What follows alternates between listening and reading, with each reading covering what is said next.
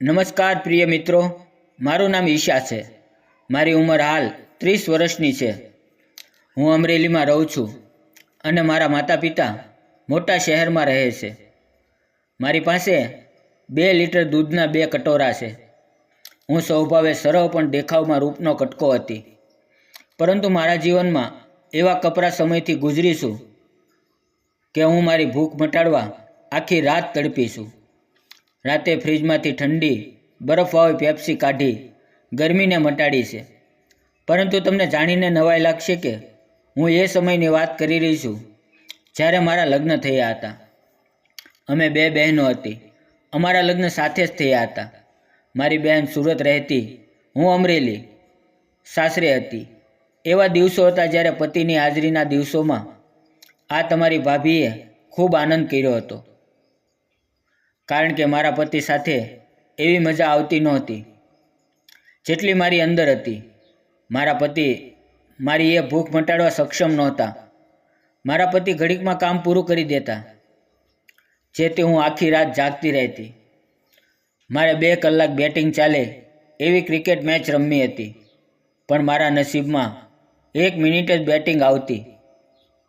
હું આખી રાત બોલિંગ કરીને તડપતી રહેતી. હું મારા પતિ સાથે રોજ બેટિંગ કરાવી લેતી, પણ મજા નહોતી આવતી અને તે બીમાર પડી જતો હતો. એને દેશી કોથળી પીવાની ટેવ હતી, એટલે શરીરમાં વધારે શક્તિ નહોતી. ગમે ત્યારે દેશી કોથળી પીવી જતો અને હું રાત્રે ક્યારેય સૂતી હોઉં તો ગમે ત્યારે અચાનક આવીને પાર્લે બિસ્કિટ મારા મોઢામાં નાખી દેતો. હવે તમે જ વિચારો કે એવી ગાઢ નિંદ્રામાં સૂતા હોઈ અને કોઈક પાર્લે બિસ્કિટ મોઢામાં આપી દે તો કેવું લાગે. આમ પાર્લે બિસ્કિટ મને લેવાનો શોખ હતો, પણ તેનો વ્યવહાર નહોતો ગમતો. એને ઘણી દવા વાપરી, પણ તેની બેટિંગ 1 જ મિનિટ ચાલતી. વધારે સમય સુધી બેટિંગ કરી શકે તેવું શક્ય નહોતું. હવે મેં નિર્ણય લઈ લીધો કે હવે હું તેની સાથે આગળ જીવવું નકામું છે.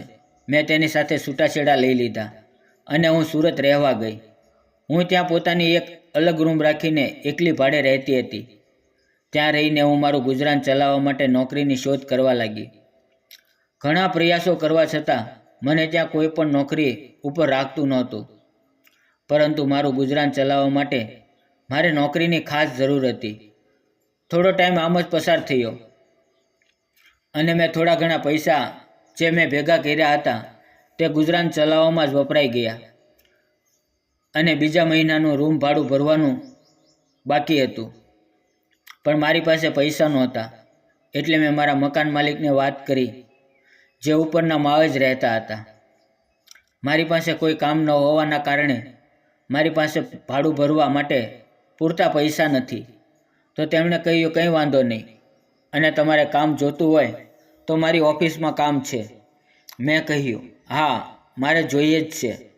પછી મને ત્યાં જ સારી જોબ મળી હતી. હવે હું ત્યાં સેટ થઈ ગઈ હતી, પણ હવે હું એકલી રહેતી હોવાના કારણે મને રમવા મળતું નહોતું. મને ક્યારેક ક્રિકેટ રમવાનો શોખ બહુ થતો, તો હું ક્યારેક હાથથી ચલાવી લેતી. એમ હું પોતાનું દુઃખ દૂર કરી દેતી. પણ એક દિવસ મારી બહેનનો ફોન આવ્યો.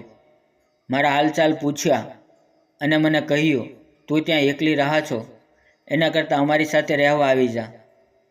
મને રોજ કહેતી, તો હું માની ગઈ અને હું મારી બહેનના ઘરે રહેવા ચાલી ગઈ. તેની ફેમિલીમાં મારી બહેન, જીજુ અને તેના સસરા 3 જ રહેતા હતા. મને મારી બહેનને રહેવા માટે સ્પેશિયલ એક રૂમ આપ્યો. મેં ઘડીક આરામ કર્યો.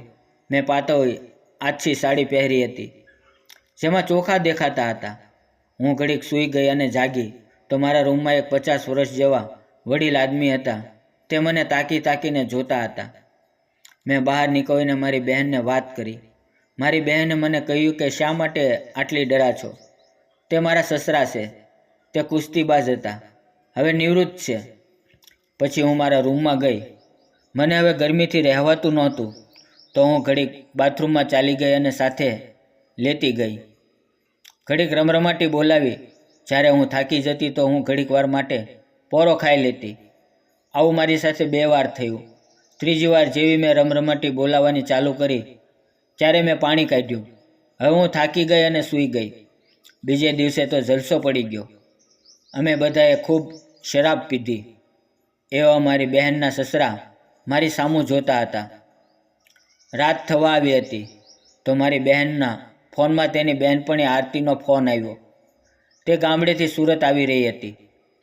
મારી બહેને તેના સસરાને કહ્યું, તમે મારી બહેનપણી આરતી આવી છે, તેને લઈ આવો. તો પછી તેણે મને પણ કીધું કે ઈશા, તું પણ આવ, જેથી આરતીને સથવારો મળી રહે. તો મેં કહ્યું, હું કપડાં બદલીને આવું છું. તો બહેનના સસરા કહેવા લાગ્યા કે અરે ઈશા, એમાં ગાભા બદલવાની જરૂર નથી. ઘડીક માટે શું ગાભા બદલવા? એમ કહીને તેણે મને તેની 4 વ્હીલમાં બેસાડી દીધી.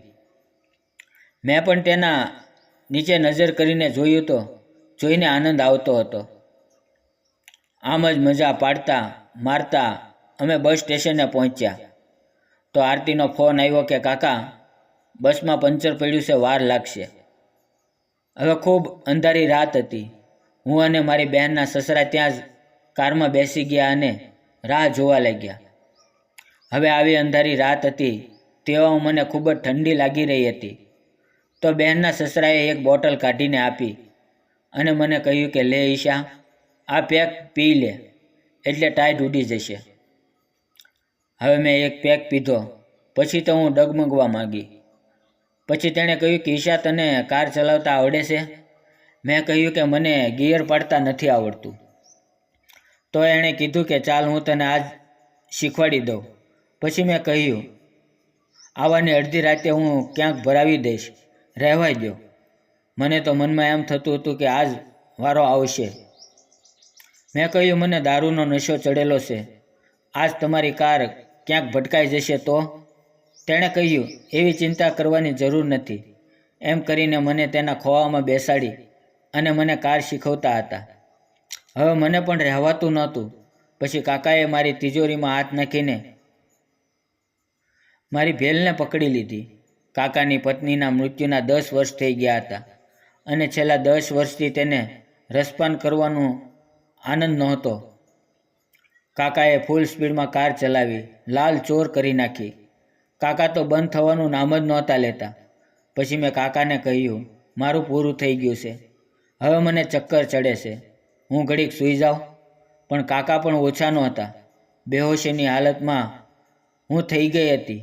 હવે કાકાને હું હાથ જોડવા લાગી. છેવટે કાકાએ બીજી વાર છોડી દીધું. મારી વાડીમાં પાણી થઈ ગયું હતું.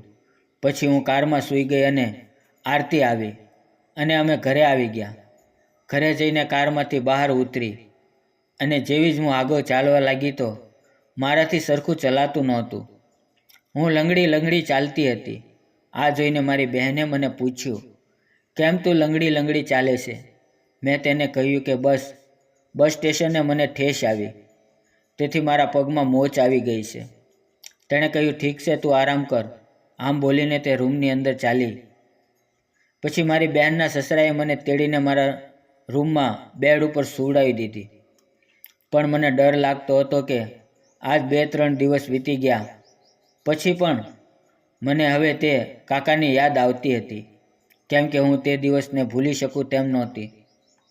પણ મારા જીજાજીને મારી ઉપર શક જતો હોય એવું લાગતું હતું. પણ મને કશું કહ્યું નહીં.